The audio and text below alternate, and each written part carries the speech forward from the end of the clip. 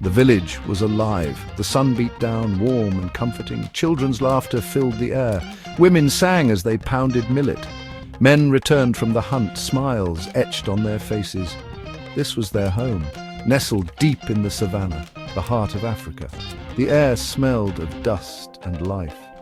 Acacia trees dotted the landscape, their branches reaching up like arms to the sky. This was a place of peace, a place where generations lived in harmony with nature. The elders shared stories under the moonlight, stories of courage, of love, of the dreaming tree.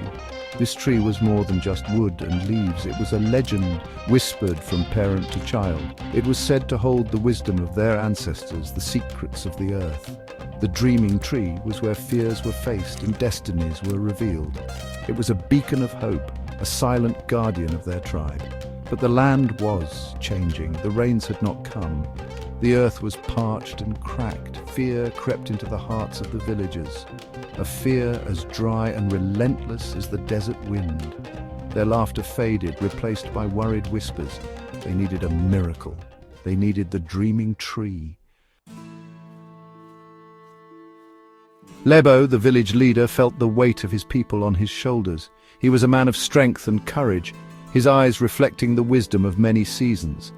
But even he felt a tremor of fear. He knew what he had to do. Lebo decided to seek the dreaming tree. I must find the dreaming tree. It is our only hope. The journey was perilous, fraught with dangers both seen and unseen. But Lebo was not alone. A traveler weary from his own journey arrived at their village. He had heard whispers of the dreaming tree, of its power to heal and guide. His name was Mandla, and he offered to help. I've heard of the dreaming tree. Let me join you. Together we can find it. Mandla was different. His skin was the color of the desert sands, his eyes like the deep ocean.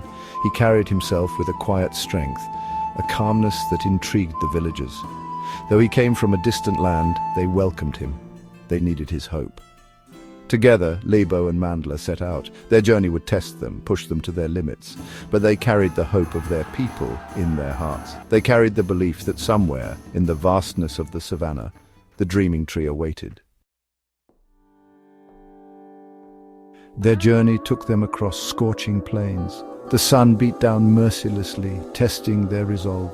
They shared what little water they had.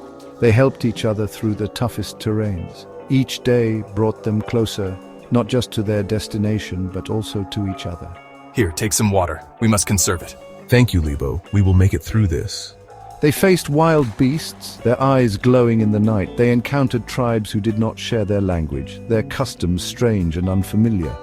But through it all, their bond deepened. They learned to rely on each other, to trust. One night, huddled around a meager fire, Lebo confessed his deepest fear. What if I am not strong enough? What if I fail my people? Mandla listened patiently, his gaze steady. The strongest trees are not the ones that resist the wind. They are the ones that bend with it, that learn to dance with the storm. Lebo pondered his words. He knew Mandla was right. True strength lay not in resisting vulnerability, but in embracing it. As they neared the heart of the savannah, the sky turned a menacing grey. The wind howled, whipping the sand into a frenzy. A storm was coming, a tempest of such fury that it threatened to swallow them whole. They had never seen such a storm. Lightning split the sky, illuminating the fear in their eyes. The wind tore at them, trying to rip away their hope. They huddled together, backs to the onslaught, their combined strength the only shield against the wrath of nature. Through the driving rain, Lebo saw doubt creep into Mandla's eyes. For the first time, the traveler seemed afraid. Lebo realized that fear was not weakness, but a shared human experience. It connected them, even in this maelstrom. "We will survive this," Lebo shouted, his voice barely audible above the wind's roar. "We must believe." And in those words, Mandla found his strength again. They would face this storm together. Two souls bound by a common purpose, their spirits unbroken. When the storm finally subsided, they emerged, battered but not broken. The sun broke through the clouds, painting the sky in hues of gold and crimson, and there in the distance they saw it, the dreaming tree. It stood on a small hill, its branches reaching towards the heavens like the arms of a praying elder. The leaves shimmered, not green, but 1,000 different shades of blue and purple.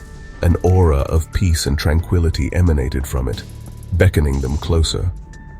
As they approached, they felt a sense of awe wash over them. The air hummed with unseen energy. The very earth beneath their feet seemed to vibrate with ancient power. This was a place of magic, a sanctuary where the veil between worlds thinned. They touched the tree's rough bark, feeling its energy flow through them. It was as if the tree itself was welcoming them, inviting them to share its ancient wisdom.